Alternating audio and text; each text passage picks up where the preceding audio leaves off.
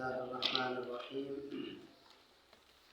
إن الذين كفروا سواء عليهم أأنذرتهم أم لم تنذرهم لا يؤمنون ختم الله على قلوبهم وعلى سمعهم وعلى أبصارهم غشاوة ولهم عذاب عظيم ان الذین کفروا بے شک وہ لوگ جنہوں نے کفر کیا سواء علیہم برابر ہے ان پر اانذرتہم ام لم تنذرہم آپ انہیں ڈرائیں یا نہ ڈرائیں لا یؤمنون وہ ایمان نہیں لائیں گے ختم اللہ علی قلوبہم مہر لگا دی اللہ نے ان کے دلوں پر وعلی سمعہم اور ان کے کانوں پر وعلی ابصارہم غشاوہ اور ان کے آنکھوں پر پردے ہیں وَلَهُمْ عَذَابٌ عَظِيمٌ اور ان کے لیے دردناک عذاب ہے۔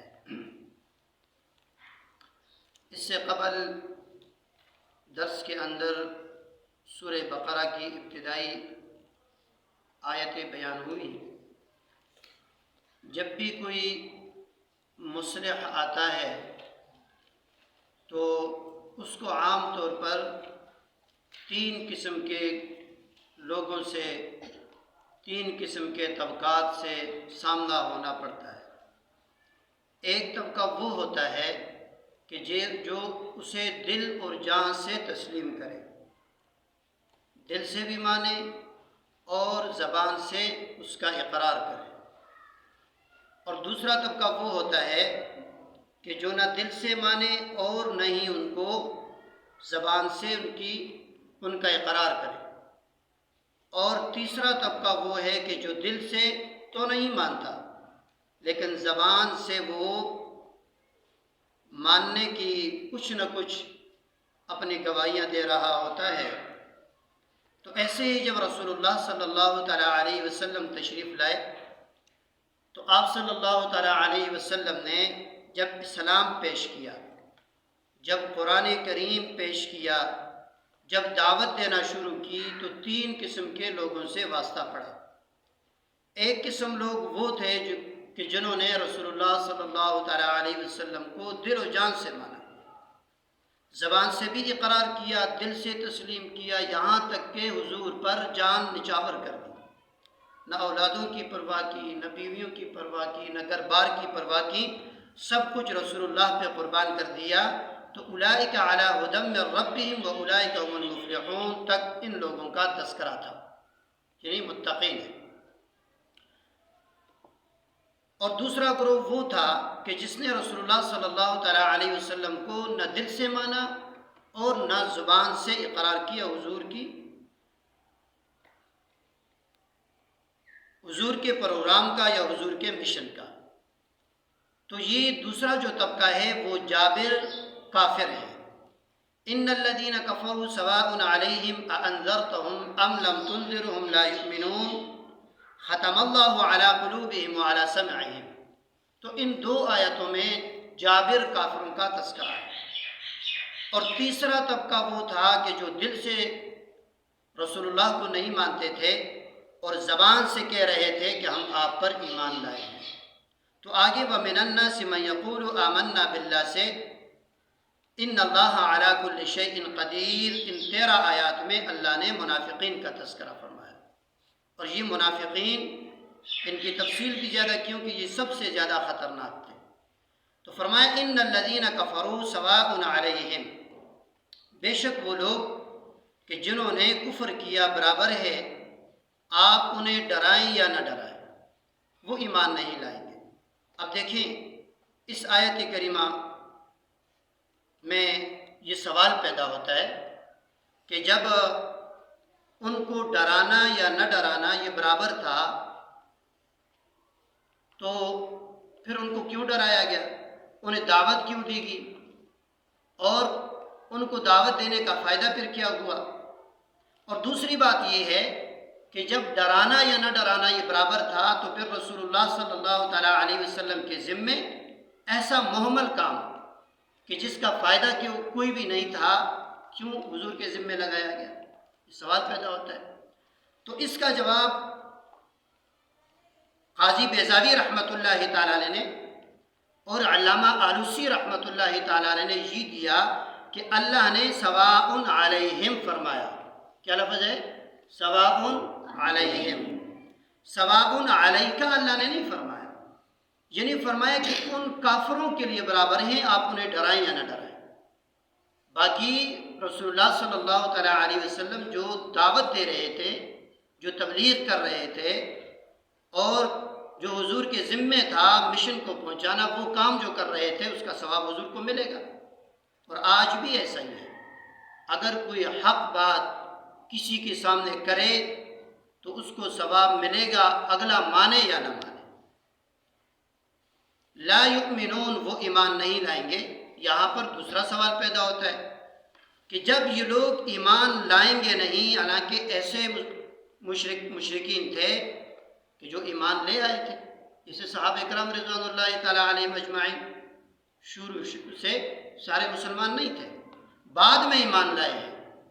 تو اس کا جواب یہ ہے کہ اس سے مراد وہ لوگ ہیں کہ جن کے بارے میں اللہ کو یہ علم تھا کہ یہ ایمان نہیں لائیں گے اور ان کا خاتمہ ہوگا کفر پر. جیسے ابو جہل ہے، ابو لہب ہے، عتبہ ہے، شیبہ ہے، عاص بن وائل ہے، ولید بن مغیرہ ہے. تو یہ ایسے حضرات تھے کہ ان کا خاتمہ بھی کفر پر ہوا. تو اللہ نے فرمایا یہ لوگ ایمان نہیں لائیں گے، اس سے یہ لوگ مراد ہیں. باقی رہے صحابہ، تو صحابہ اس آیت میں داخل نہیں ہے. ختم اللہ علی قلوبہم، اللہ نے مہر لگا دی ان کے دلوں پر، وعلی سمعہم، اور ان کے کانوں پر، وعلی ابصارہم غشاوہ، اور ان کے دلوں پر پردہ ہے. وَلَهُمْ عَذَابٌ عَظِيمٌ، اور ان کے لیے دردناک عذاب ہے. اب دیکھیں اس آیت کریمہ پر سوال یہاں یہ پیدا ہوتا ہے کہ جب ان لوگوں کے دلوں پر مہر لگ گئی اور ایسے ہی کانوں پر اور ان کے آنکھوں کے آگے پردے آ گئے، تو اگر وہ ایمان نہیں لائیں گے تو ان کا قصور کیا ہے؟ کیونکہ ایمان لانے کے جو ذرائع تھے وہ تو بند ہو گئے اور اللہ تبارک و تعالیٰ نے مہر لگا دی. تو اب اگر وہ ایمان نہیں لائیں گے تو وہ قصوروار تو نہیں ہے، کیونکہ اللہ کے سامنے تو ان کی چلتی نہیں ہے. اتنے زوراور تو نہیں ہیں کہ وہ پردے ہٹائیں یا اس مہر کو ختم کر دیں اور وہ ایمان لے آئیں. اور دوسری بات یہ یاد رکھیں کہ مشرک بھی رب کو رب مانتا ہے، مشرک بھی رب کا انکار نہیں کرتا. اور اس کی دلیل قرآن میں آگے سورہ انعام میں اللہ تبارک و تعالیٰ فرماتے ہیں وَجَعَلُوا لِلَّهِ مِمَّا ذَرَأَ مِنَ الْحَرْثِ وَالْأَنْعَامِ نَصِيبًا، کہ یہ جو مشرکین ہیں یہ اپنی کھیتی میں سے جو کچھ نکالتے ہیں یہ اس میں سے حصہ بناتے ہیں اور اپنے چوپاؤں میں سے ایک حصہ نکالتے ہیں اور کہتے ہیں فَقَالُوا هَذَا لِلَّهِ، یہ اللہ کا حصہ ہے. نام نہاد مسلمانوں سے کہ جو 2 نمبر اور پیروں کے پیچھے بھاگتے رہتے ہیں ان سے، تو کیونکہ انہوں نے اللہ کا حصہ نکالا. اور سورہ یونس کے اندر اللہ تبارک و تعالیٰ فرماتے ہیں کہ انہوں نے کہا هؤلاء شفعاؤنا عند اللہ، یہ جو ہمارے معبود ہیں خود ساختہ معبود، یہ اللہ کے سامنے ہماری سفارش کریں گے اللہ کے سامنے. اور اللہ اتنی بڑی ذات ہے، اتنی عظیم ذات ہے، بلند ترین ذات ہے کہ اللہ تک ہماری رسائی نہیں ہو سکتی، لہٰذا ہماری ان کے آگے اور ان کے رب کے آگے. تو یہ لوگ ہمیں اللہ سے ہماری سفارش کریں گے اللہ کے سامنے. اور مثال بھی دیتے ہیں، جیسے دیکھیں ملک کا صدر ہوتا ہے، بادشاہ ہوتا ہے، تو رعیت میں سے ہر آدمی کی رسائی اس تک نہیں ہو سکتی، آگے اپنے لیے سفارشی دیکھ رہے ہوتے ہیں، تب جا کے اس کی پہنچ بادشاہ تک ہوگی. اور سورہ زمر کے اندر ہے کہ انہوں نے کہا ما نعبدهم الا ليقربونا الى الله زلفى، ہم ان کی عبادت اس لیے نہیں کرتے، ہم ان کی عبادت اس لیے کرتے ہیں تاکہ یہ ہمیں اللہ تک پہنچا دے، اللہ کے قریب کر دے، ہم اس لیے عبادت کرتے ہیں ان کی. یہ ان کو ہم نے بطور سیڑھیوں کے بنا رکھا ہے۔ تو اللہ تبارک و تعالیٰ نے فرمایا کہ فَلَا تَضْرِبُوا لِلَّهِ الْأَمْثَالَ، ایسی مثالیں اللہ کے لیے نہ دیا کرو۔ ان اللہ یعلم وانتم لا تعلمون، بے شک اللہ وہ سب کچھ جانتا ہے جو تم نہیں جانتے۔ اور ایسے ہی انہوں نے کہا کہ یہ ہماری سیڑھیاں ہیں، اور جب مکان کے چھت پہ چڑھو گے تو سیڑھی کے بغیر کوئی چڑھ نہیں سکتا، اڑ کے تو کوئی نہیں چڑھ سکتا، اسی لیے ہم نے ان کو بطور سیڑھیوں کے ہم نے استعمال کرنا ہے۔ تو اللہ تبارک و تعالیٰ نے اس کا جواب بھی دیا، نحن اقرب الیہ من حبل الورید۔ اللہ نے فرمایا یہاں کون سی سیڑھی لگاؤ گے، یہاں کون سی سیڑھی لگا کے چڑھو گے، میں تو شرک سے بھی زیادہ قریب ہوں۔ بہرحال مشرک رب کا منکر نہیں ہوتا، وہ رب کو مانتا ہے اور رب کو اسے بڑی عقیدت بھی ہوتی ہے۔ تو بات یہ چل رہی تھی کہ جب ان کے دلوں پر پردے ہیں، کانوں پر دلوں پر مہر ہے، کانوں پر مہر ہے، اور آنکھوں کے آگے پردے ہیں، تو یہ ایمان لائیں گے کیسے؟ اور اگر ایمان نہ لائیں تو ان کا قصور کیا ہے؟ یہ تو ایسا ہی ہے، فارسی کا شاعر کہتا ہے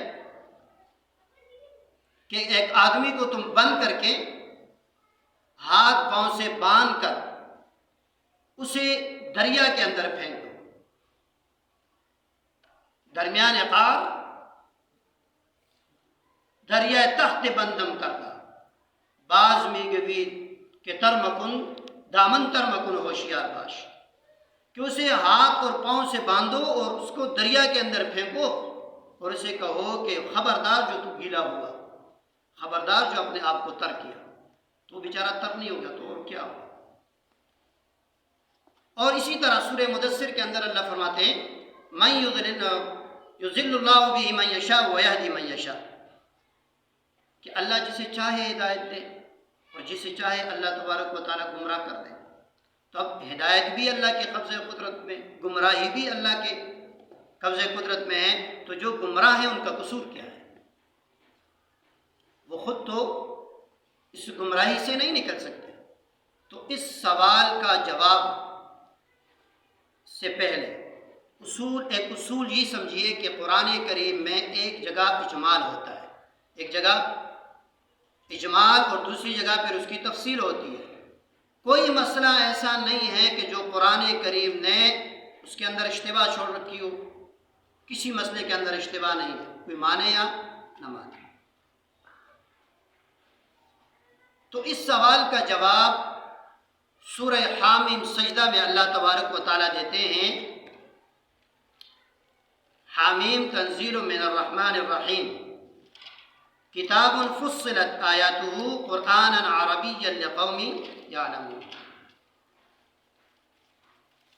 کہ یہ کتاب قرآن کریم عربی زبان میں ہے اور اس کی آیات جو ہیں تفصیل کے ساتھ بیان کی گئی ہے۔ بشیرا ونذیرا فاعرض اکثرهم فهم لا يسمعون، اور یہ قرآن جو ہے یہ بشیر ہے، خوشخبری دینے والا ہے، نذیر ہے، ڈرانے والا ہے، فهم لا يسمعون فاعرض اکثرهم فهم لا يسمعون، لیکن اکثر لوگوں نے اس سے اعراض کیا، نہیں سنتے تھے، نہیں مانتے تھے اس کو۔ اور 7ویں پارے کے اندر ہے کہ وَهُمْ يَنْهَوْنَ عَنْهُ وَيَنْأَوْنَ عَنْهُ، وہ قرآن خود بھی نہیں سنتے تھے اور دوسروں کو بھی نہیں سننے دیتے تھے، اور خود بھی قرآن سے بھاگ جاتے، خود بھی قرآن کریم سے بھاگ جاتے۔ تو اب دیکھیں ایسے ہی انہوں نے کہا وَقَالُوا قُلُوبُنَا أَكِنَّا، کیا کہتے تھے؟ قَالُوا قُلُوبُنَا أَكِنَّا، اکنّا یہ کنان سے، اور کنان کا مطلب ہے غلاف، پردہ۔ کہتے تھے کہ ہمارے جو یہ دل ہے نا یہ پردوں کے اندر لپٹے ہوئے ہیں، غلاف کے اندر ہے، مما تدعونا الیہ، اس چیز سے جس کی طرف آپ ہمیں دعوت دیتے ہیں، وفی آذاننا وقر، اور ہمارے کانوں کے اندر ڈانٹے ہیں، ہم سننے کے قابل بھی اور نہ سنتے بھی نہیں، وبیننا وبینک حجاب، ہمارے اور تیرے درمیان پردہ ہے، جس آنکھ سے تجھے ابو بکر دیکھتا ہے، جس آنکھ سے آپ کو عمر، فاروق، عثمان اور باقی صحابہ دیکھتے ہیں، اس آنکھ سے ہم دیکھنے والے نہیں ہیں۔ فَاعْمَلْ إِنَّنَا عَامِلُونَ، تو اپنا کام کر اور ہمیں اپنا کام کرنا ہے۔ اب یہ اس سوال کا جواب ہے۔ دیکھیں، یہ کام انہوں نے بذات خود کیا، یہ ان کا اپنا کسب ہے۔ انہوں نے یہ کام خود کیا۔ کیا کہہ رہے تھے کہ ہمارے دل پردوں کے اندر ہیں اور ہمارے کانوں کے اندر ڈانٹے ہیں اور ہماری آنکھوں کے آگے پردے ہیں۔ تو اللہ تبارک و تعالیٰ نے فرمایا اگر تمہیں یہی پسند ہے تو ختم اللہ علی قلوبہم، اللہ نے ان کے دلوں کے اوپر مہر لگا دی اور ان کے کانوں کے اوپر اور ان کے آنکھوں کے آگے پردے آ گئے۔ اور ایسے ہی یضل اللہ من یشاء ویہدی من یشاء، اللہ ہدایت کسے دیتے ہیں؟ سورہ رعد کے اندر ہے یہدی الیہ من اناب، اللہ ہدایت اسے دیتے ہیں کہ جو اللہ کی طرف رجوع کرتا ہے، جس کے اندر تڑپ ہوتی ہے، جس کے اندر ہدایت حاصل کرنے کی کوشش کرتا ہے، اللہ اسے ہدایت دیتا ہے۔ اور گمراہ کسے کرتا ہے؟ فَلَمَّا زَاغُوا أَزَاغَ اللَّهُ قُلُوبَهُمْ، جب انہوں نے کجی اختیار کی تو اللہ تبارک و تعالیٰ نے بھی ان کے دلوں کو ٹیڑھا کر دیا۔ اللہ کسی پر جبر نہیں کرتا، زبردستی نہیں کرتا۔ اللہ تبارک و تعالیٰ نے تو یہ فرما دیا فَمَن يَشَاء فَلْيُؤْمِنْ وَمَن يَشَاء فَلْيَكْفُرْ، بس جو چاہے وہ ایمان لائے اور جو چاہے وہ کفر اختیار کر دے۔ وَهَدَيْنَاهُ النَّجْدَيْنِ، اور ہم نے ہدایت کے راستے واضح بتا دیے۔ اب جو ایمان لانا چاہتا ہے وہ ایمان لے آئے، جو نہیں لانا چاہتا وہ نہ لائے۔ تو اللہ تبارک و تعالیٰ کسی پر جبر نہیں کرتے، بلکہ یہ انہوں نے اپنے کسب اور اپنے ارادے سے ایسے کیا تھا۔ وَمِنَ النَّاسِ مَن يَقُولُ آمَنَّا بِاللَّهِ وَبِالْيَوْمِ الْآخِرِ وَمَا هُمْ بِمُؤْمِنِينَ، لوگوں میں سے بعض وہ ہیں جو کہتے ہیں کہ ہم ایمان لائے اللہ پر اور آخرت کے دن پر، حالانکہ وہ ایمان والے نہیں۔ یہاں سے منافقین کا تذکرہ ہے، یہاں پر من تبغیضیہ ہے، یعنی لوگوں میں سے بعض وہ ہے جو یہ کہتے ہیں۔ فقہاء کرام محدثین اعظام رحمہم اللہ یہ فرماتے ہیں کہ نفاق کی دو قسمیں ہیں، نفاق کی دو قسمیں، ایک ہے نفاق اعتقادی اور ایک ہے نفاق عملی۔ نفاق اعتقادی یہ ہے کہ دل کے اندر ایمان نہیں اور اوپر سے کہہ رہا ہے کہ میں بھی ایمان لایا ہوں، اور یہ ظالم اور جابر کافروں سے بھی زیادہ سخت ہے۔ اور دوسری قسم ہے نفاق عملی، یعنی اندر ایمان ہے دل کے اندر، لیکن اس کے جو اعمال ہیں وہ اعمال منافقوں والے ہیں، اعمال منافقوں والے ہیں۔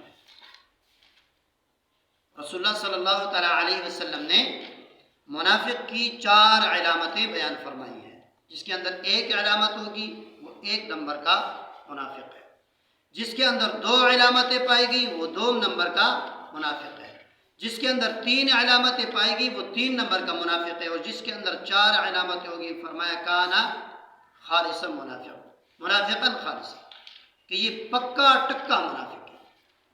اب منافق کی 4 علامتیں کون سی ہیں؟ نمبر 1، اذا حدث کذب، جب بھی منافق آدمی بات کرتا ہے تو یہ جھوٹ بولے گا۔ منافق آدمی کی یہ عادت ہے کہ جب یہ بات کرے گا تو جھوٹ بولے گا، اور جھوٹ کتنا بڑا گناہ ہے۔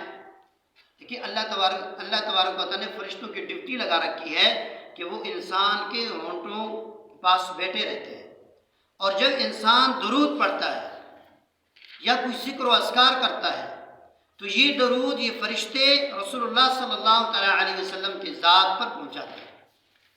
اب جہاں بدبو ہو، جب انسان جھوٹ بولتا ہے تو اس کے منہ سے بدبو آتی ہے، 1 میل تک فرشتہ اس کی بدبو سے دور بھاگتا ہے۔ تو جب یہ انسان جھوٹ بولتا ہے تو فرشتہ تو وہاں نہیں بیٹھتا جہاں پر بدبو ہوتی ہے۔ تو منافق آدمی کی پہلی نشانی یہ ہے کہ یہ جھوٹ بولے گا، اور دوسری نشانی وَإِذَا وَعَدَ خَلَفَ، منافق آدمی جب وعدہ کرتا ہے تو یہ جھوٹ بولتا ہے، یہ وعدہ خلافی کرتا ہے۔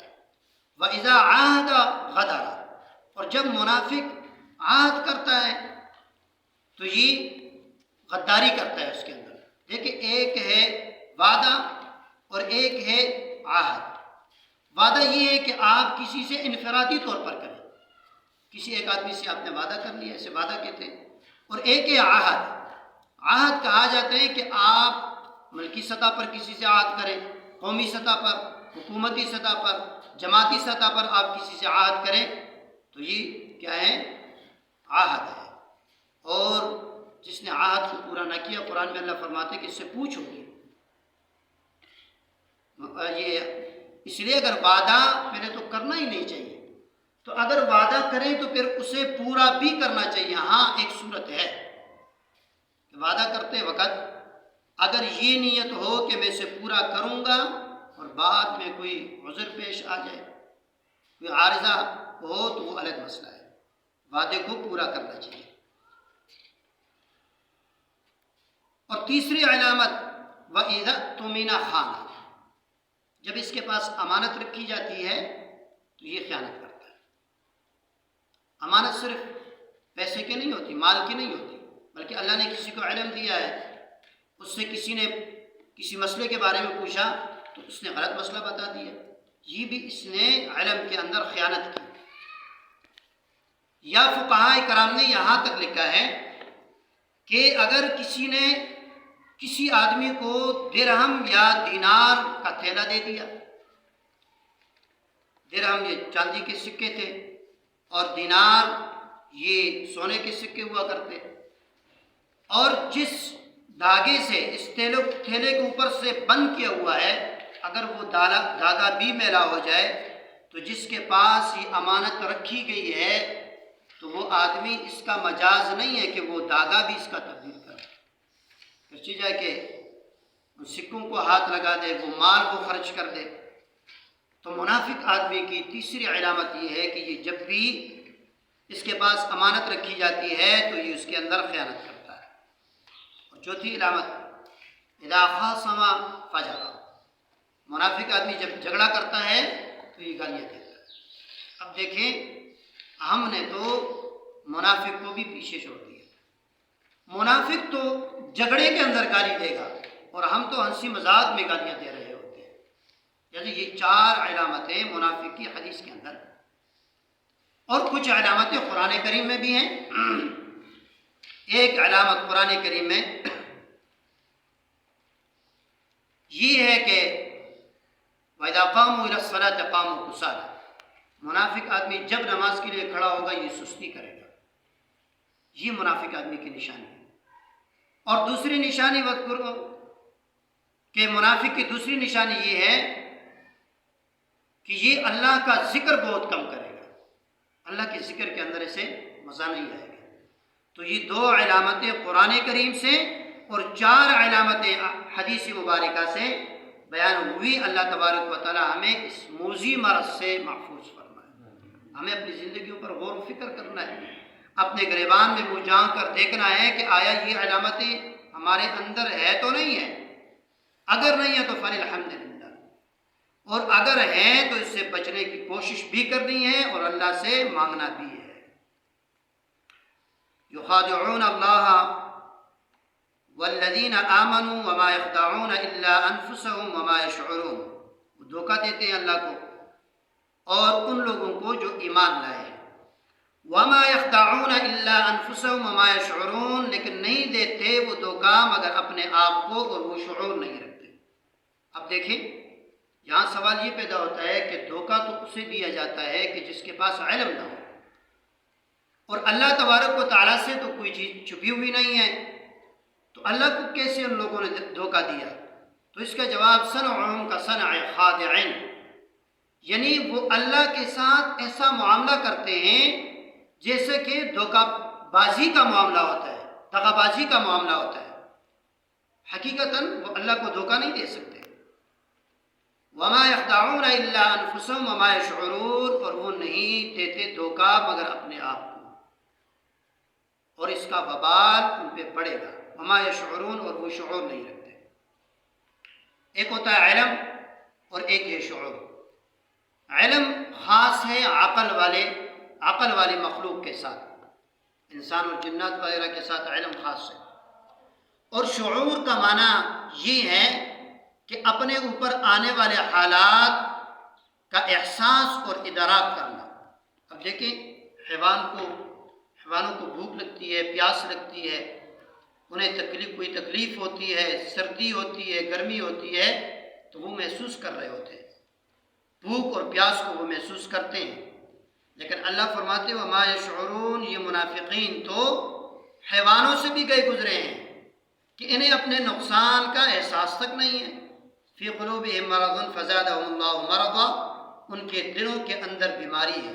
کس چیز کی بیماری؟ نفاق کی بیماری ہے.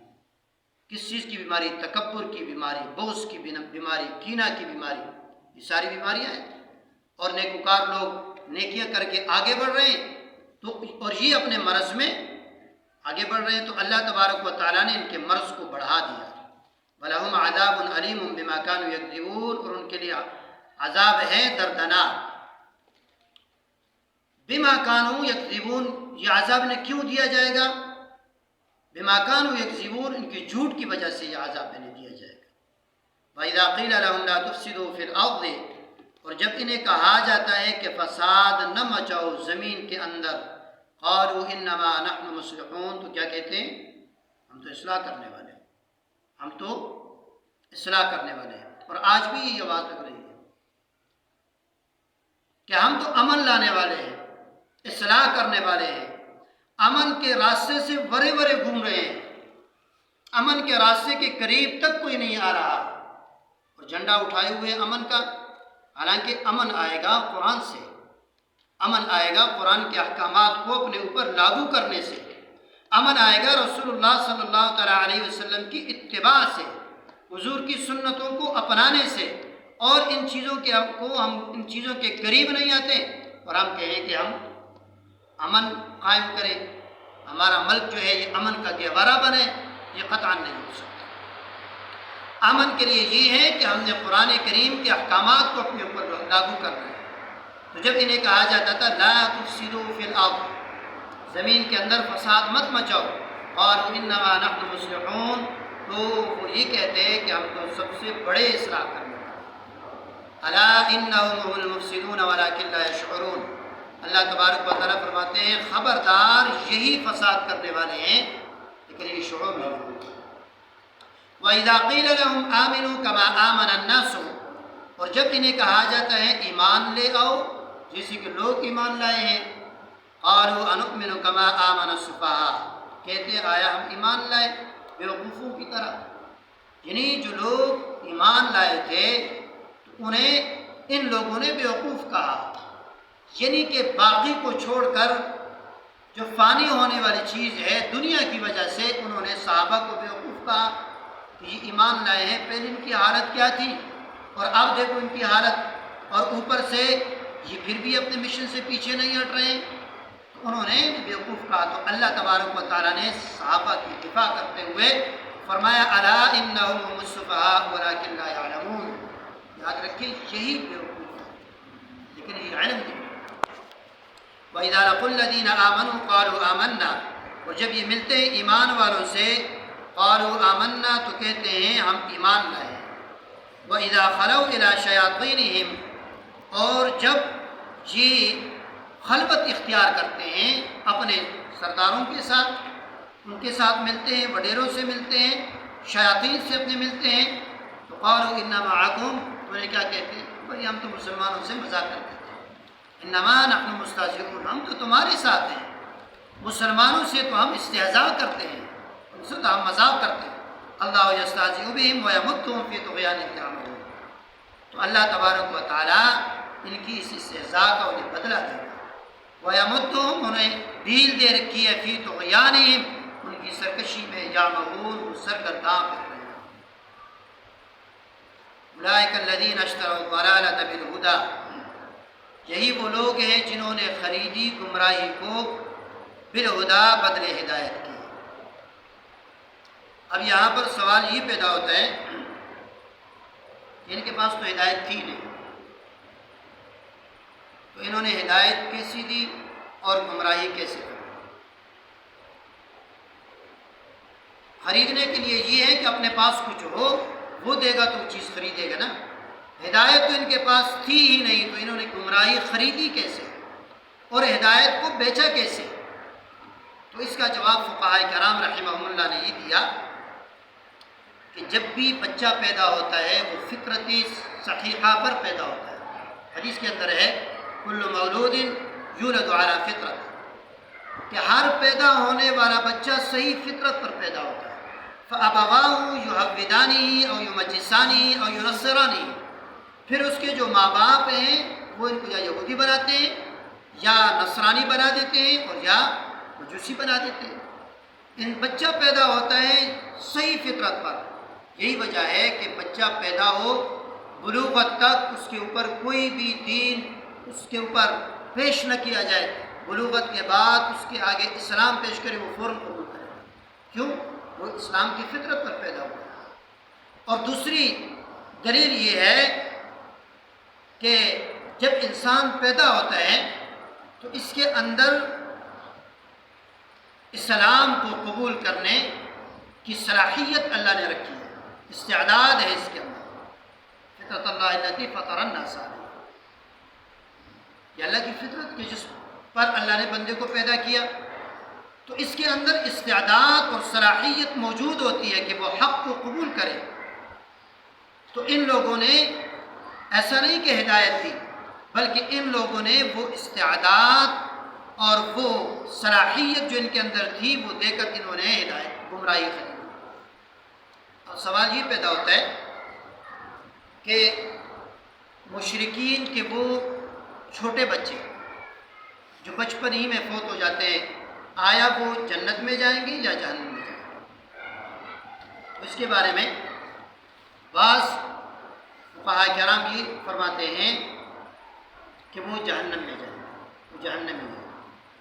اور یہ حضرات دلیل لیتے ہیں اس حدیث سے جو باب الجہاد کے اندر ہے، یعنی رسول اللہ صلی اللہ تعالیٰ علیہ وسلم کی خدمت میں صحابہ آئے، کہنے لگے یا رسول اللہ ہم لڑائی کرتے ہیں اور اکثر رات کا وقت بھی ہوتا ہے، اندھیرا ہوتا ہے، پتہ نہیں چلتا، تو ہم مار تو بڑوں کو رہے ہوتے ہیں لیکن بچے بھی مر جاتے ہیں اس کے اندر، تو ان کا کیا حکم ہے؟ اللہ کے نبی نے فرمایا ہم تبع لآبائہم، وہ اپنے ماں باپ کے تابع، یعنی ان کے ماں باپ جہنم میں جائیں گے تو یہ بھی جہنم میں جائیں گے۔ اور دوسرا گروہ فقہا کا یہ فرماتے ہیں کہ نہیں، یہ جنتی ہے، اس لیے کہ جب تک بچہ بالغ نہ ہو تو شریعت کے احکام اس پر لاگو نہیں ہوتے، مکلف نہیں ہوتا، اور جب شریعت کے احکام اس پر لاگو نہ ہوں اور وہ معصوم ہے، بچہ ہے، تو یہ جہنم میں کیوں جائے؟ اور حدیث کے اندر ہے رفع القلم عن ثلاث، کہ 3 قسم کے لوگوں سے قلم اٹھایا گیا ہے، ان میں سے الصبی حتی یحتلم، ایک وہ معصوم بچہ ہے کہ جو ابھی تک بلوغت کو پہنچا نہیں، اور ایک مجنون ہے اور ایک سویا ہوا ہے۔ ان 3 آدمیوں سے قلم اٹھایا گیا ہے، یعنی ان کے گناہ نہیں لکھے جاتے۔ تو جب وہ معصوم ہے تو وہ دوزخ میں کیسے جائے گا؟ تو وہ تو مکلف ہی نہیں ہے، احکام کے شریعت کے جو احکام ہیں وہ اس کی طرف لاگو نہیں ہوتے۔ تو اس لیے اور حدیث کے اندر رسول اللہ صلی اللہ تعالیٰ علیہ وسلم سے پوچھا گیا یا رسول اللہ یہ مشرکین کے جو چھوٹے بچے ہیں ان کا کیا بنے گا؟ اللہ کے نبی صلی اللہ تعالیٰ علیہ وسلم نے فرمایا اطفال المشرکین خدم اہل الجنہ، مشرکین کے جو چھوٹے بچے ہیں یہ جنتیوں کے خادم ہیں۔ اور تیسرا گروہ فقہا کا یہ فرماتے ہیں اللہ اعلم بما كانوا عاملین، اللہ ہی بہتر جانتے ہیں کہ انہوں نے بڑے ہو کر کیا کرنا ہے، اس لیے نہ تو قطعی طور پر یہ کہا جا سکتا ہے کہ یہ جنتی ہیں اور نہ یہ قطعی طور پر یہ کہا جاتا ہے کہ یہ جہنمی ہے۔ اور امام ابو حنیفہ رحمہ اللہ کا مسلک بھی یہی ہے کہ نہ ہم قطعی طور پر ان کو دوزخی کہہ سکتے ہیں اور نہ ہی ہم قطعی طور پر ان کو جنتی کہہ سکتے ہیں، اللہ ہی بہتر جانتے ہیں کہ وہ بڑے ہو کر کیا کریں گے، پھر اس کے حساب سے ان کے ساتھ حساب کیا جائے گا۔ تو سوال یہ تھا کہ جب ان کے پاس ہدایت تھی نہیں تو انہوں نے ہدایت دی کیسے اور گمراہی خریدی کیسے؟ ایک جواب اس کا ہوا۔ دوسرا جواب یہ ہے کہ دیکھیں یہ دنیا جو ہے، یہ دنیا، اس کی مثال منڈی اور دکان اور بازار جیسی ہے۔ دیکھیں اب دکان میں جائیں، آپ کو اچھی چیز بھی ملے گی، بری بھی ملے گی، 1 نمبر بھی ملے گی، 2 نمبر بھی ملے گی، سستی بھی ملے گی، مہنگی چیز بھی ملے گی۔ تو ان لوگوں نے، ان بدبختوں نے وہ سستی چیز خریدی بجائے مہنگی چیز کی، یعنی اچھی کوالٹی کی چیز، ہدایت کو چھوڑ کر 2 نمبر کی چیز انہوں نے گمراہی خرید لی۔ تو یہی آگے فما ربحت تجارتہم وما کانوا مہتدین، فرمایا کہ ان کی اس تجارت نے ان کو فائدہ نہ دیا، یعنی ان کی یہ تجارت جو ہے یہ نفع بخش نہ ہوا، وما کانوا مہتدین، اور وہ ہدایت یافتہ نہیں۔ مثلہم کمثل الذی استوقد نارا، آگے ان دو، یہاں پر اللہ تبارک و تعالیٰ نے 2 مثالیں دی ہیں ان منافقین کو۔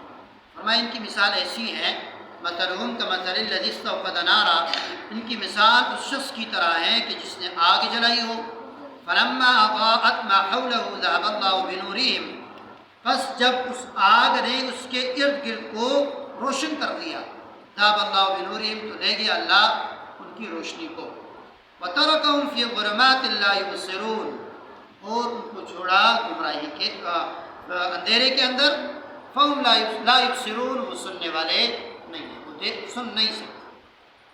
اب یہ مثال ان پر اس طرح فٹ آتی ہیں کہ دیکھیں منافقین یہ کفر اور شرک کی اندھیرے کے اندر پھنسے ہوئے تھے، اور جب آدمی اندھیرے کے اندر پھنسا ہوا ہو تو وہ روشنی جلاتا ہے تاکہ اسے فائدہ ہو، اس روشنی کی وجہ سے اس کا ارد گرد جو ہے وہ روشن ہو۔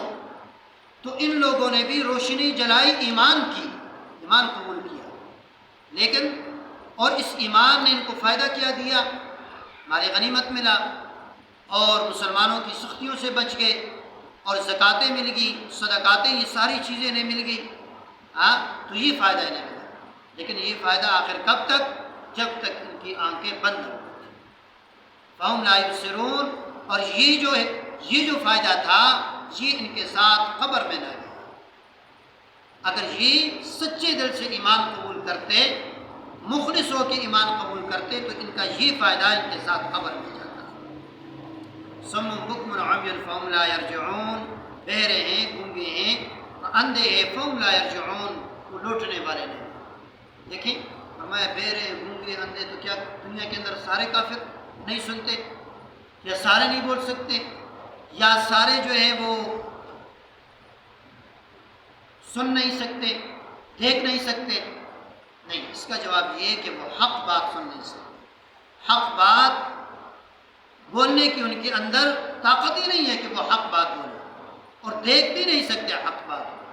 او کصیب من السماء فی ظلمات ورعد وبرق، یا ان کی مثال ایسی ہے جیسے آسمان سے بارش برس رہی ہے، فی ظلمات، اس کے اندر اندھیرا ہو، ورعد، کڑک، وبرق، اور بجلی ہو، چمک ہو، یجعلون اصابعهم فی آذانہم من الصواعق حذر الموت، وہ رکھتے ہیں اپنی انگلیاں اپنے کانوں کے اندر، من الصواعق، اس بجلی کی وجہ سے، چمک کی وجہ سے، حذر الموت، موت کی ڈر سے۔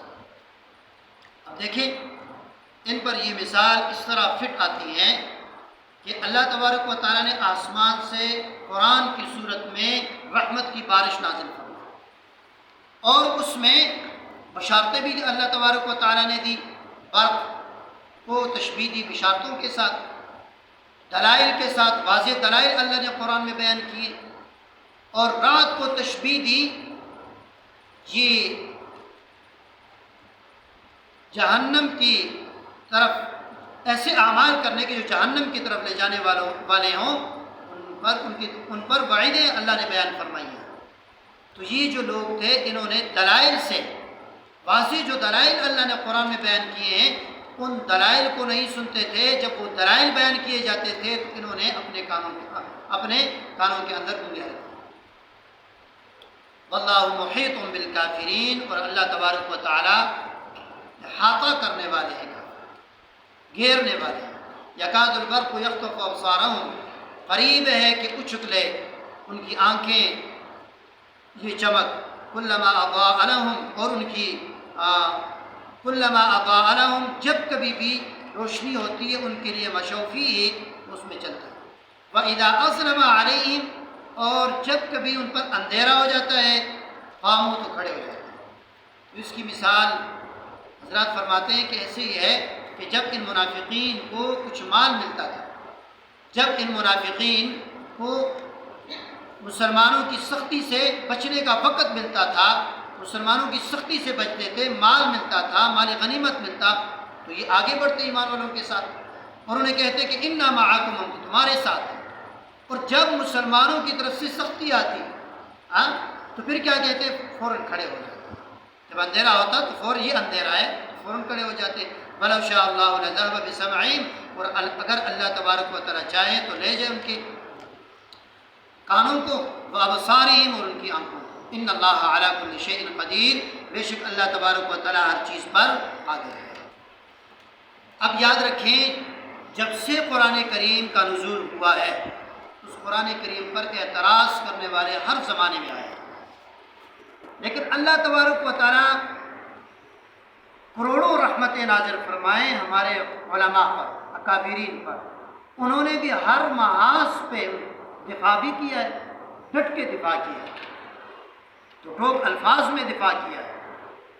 ان اللہ علی کل شیء قدیر پر ایک پنڈت نے اعتراض کیا، اور یہ آریہ سماج کا لیڈر تھا دیانت سرسوتی، اس نے کتاب لکھی ہے ستیہ ناس پرکاش، ستیہ نارد پرکاش، ایسی بھی کتاب ہے۔